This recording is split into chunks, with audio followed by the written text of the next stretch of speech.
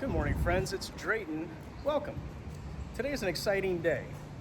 I'm starting the day off here at the historical St. Petersburg post office, where I keep my P.O. box right here, 2141.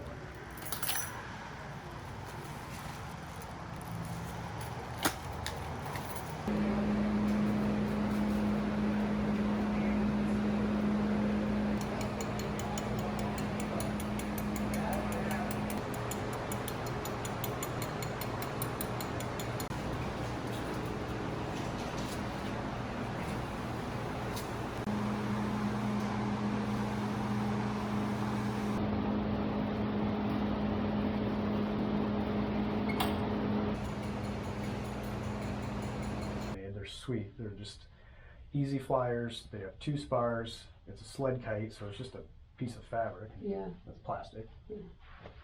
Easy bridle. Comes in a package with instructions, so the family can be active and make it together. Oh. It's got all the little Takes like a pieces of couple tape and seconds everything. to put it together. That's cool. Hi, how are you? I'm good. How are you? Great. And Drayton. Can you? Drayton Callison. That's me. Hi there. Hi. Fahan, are we saying your name properly? No. Fahan? No, it's Fahan. Fahan. The Fahan. H is silent. Fawn? Yep. Yep, okay. You got it. Fawn. Thank Sky. McDonagh. McDonagh. You got it. Okay. Thank you. I love that name. I want that name. I'm jealous. Drayton's pretty cool too. Thanks. Yeah. Hey. Yeah. Yeah, but it's no fawn. I'm winning. You are winning. Pretty name. No, Drayton's pretty cool. Drayton Callison reporting. This airs Monday, by the way. Okay, cool. Are you at the gallery right now? No, we're not. Studio? We're in her office We're in my office. Got at it. TD Glass. Colin, I'm gonna need you to be a little quiet in the kitchen, please. If you can hear me. Colin? I got this. Colin. I got this. My husband's getting something out of the fridge. It's noisy. Okay, Yeah. ready? Men never just take something out of the fridge. They always open it and they kind of just look around for a little bit. They mumble some things. Yeah. And then they smell it and it smells bad. They just put it back in the fridge anyway. He is. I'm not. Okay, here we go. Sorry you two have to sit through this. 3. It's kind of like an icebreaker. Danny, are you ready? Yeah, I'm I ready. know Drayton and Fawn are ready. I'm ready to go hang out with another friend. 2. Welcome back to Daytime, everyone. Do you want to get away from the pandemic? Well, you can't really escape it, but you can actually go out and enjoy life, and you can visit a gallery. There is a new exhibit going on at the studio at 620 in St. Petersburg, and it is all about kites. We have the co-curators joining us now. They are Drayton Callison and Fawn Sky McDonagh. Hi, you two. Hi. Hi. So Great what to is hear. it about kites that you thought, you know what, this would make a pretty darn cool exhibit? Well, I've been involved in kiting for a very long time, and I know a couple things about it. One is you can't frown with a kite in your hand, and in these kind of times, we thought that this is a really appropriate event. This coming Saturday, there's a large Kite Fly downtown St. Petersburg, and it's a great opportunity to bring the community together and start to, as we start to come out and do more things, this is a really positive thing that will keep you looking up and keep your focus on something that's really interesting and positive. And it's not just the Kite Fly, but we have a lot of other art that's involved clearly with the studio, and that's where Sky really comes in. Mm-hmm.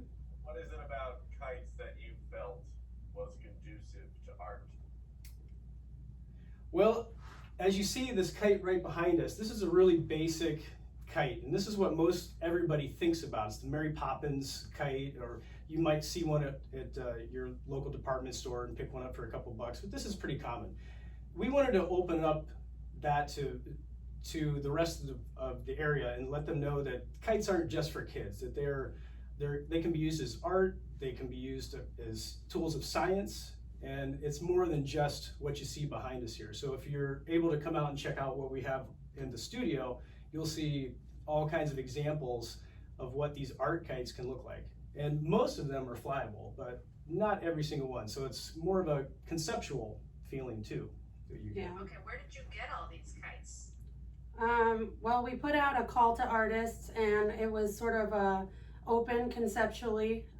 People could use any material really to make the kite, and or just have an idea about the feeling they have when they fly a kite. We have someone that wrote a poem about it, for example. We have a painting of someone flying a kite. So we have kind of broadened it from just the physical making of a kite. But then there are artists who submitted that make kites out of alternative materials, or we have one that's made out of bamboo husk and it's hand painted, and that one's actually flyable, but we have mini kites that are like decorative, I think. So we have a neon kite in the show. So it's pretty exciting. There's a lot of different variations of materials here. I think kites are like a top 5 thing that people would love to get into more if they knew how to do it. Like boomerangs. I would love to be able to throw that out and come back. Same with kites, but I kind of like Drew got into there for a second about how people can make their own kites. Yeah. Very basic parameters. Do you have any guidelines for doing that at home? Well, you can make a kite out of a lot of things you can find around your home. In fact, just a regular piece of paper out of your printer. And there's online diagrams of how to do this. It's very simple paper fold kites, and you really don't need much. Just a couple pieces of tape and some sewing thread and a piece of paper. It can be that basic, but clearly with even kites like this that are made out of fabric and sticks and glue, you're not limited to just that. So you can be creative, and as creative as you want. In fact, there's some kites in the show that are made of actual glass. Yeah, we have a glass one. What if it falls? Well, you're gonna have to come out and see it. Yeah. I want to use it. Yeah, I want to use it too. So Drayton, do you have one of those kites that has the multiple strings and wires and everything, and it takes like you almost need a license to drive it? I mean, it's not as hard as it looks. It is kind of difficult, but you can learn it in about an hour. But do you do that? Yeah, I do. I fly kites professionally, and previous to the pandemic, I was flying at Epcot for their nighttime fireworks show. So we do some pretty industrial type of kites as well.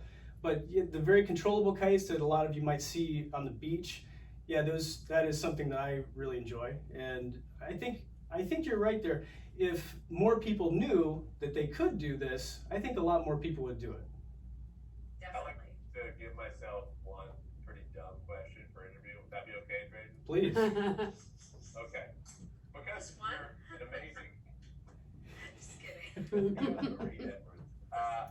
Because kites are all, if you're really good at professionally, would that mean that you're also really good at, is it parasailing? What's the one when you like hold the Kite the parachute surfing, in the or water and you're basically like flying a kite to get around the ocean? Well, Are you there's- good at that too? Kite surfing. Yeah, Kite surfing? there's kite surfing. I think you could do it for sure. Kite surfing is for everybody too, and that's something that it's not just you don't have to have a lot of strength like a lot of people think, but there's all types of kiting. So you have the parasailing, powered parasails. Sometimes you see the big kites with a motor on it that's flying across the beach.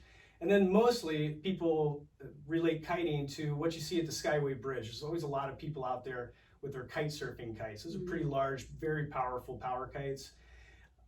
I get into all types of kiting. I think it's a positive thing for our community. I think it's a positive thing for anybody. And there's no age limit. You can be very young to very old and still enjoy this. And there's nothing that can stop you from flying the right type of kite in your situation. Right. Okay. Fahan and Drayton from Studio at 620. Thank you both very much. Thank You're welcome. you. Thank you. We'll be right back. It's literally called kite sailing? Yeah, who knows? It's called kite surfing. Yeah. Kite surfing, yeah. Yeah. Hey guys, can I ask you a question? Yeah. I have a YouTube channel called World's Greatest Kiting. I'm shooting a video here of us doing this Oh, interview. wow. Can I put you on my channel? Yes. All right, hold on just a second. No one's ever asked before, so it's nice to have permission.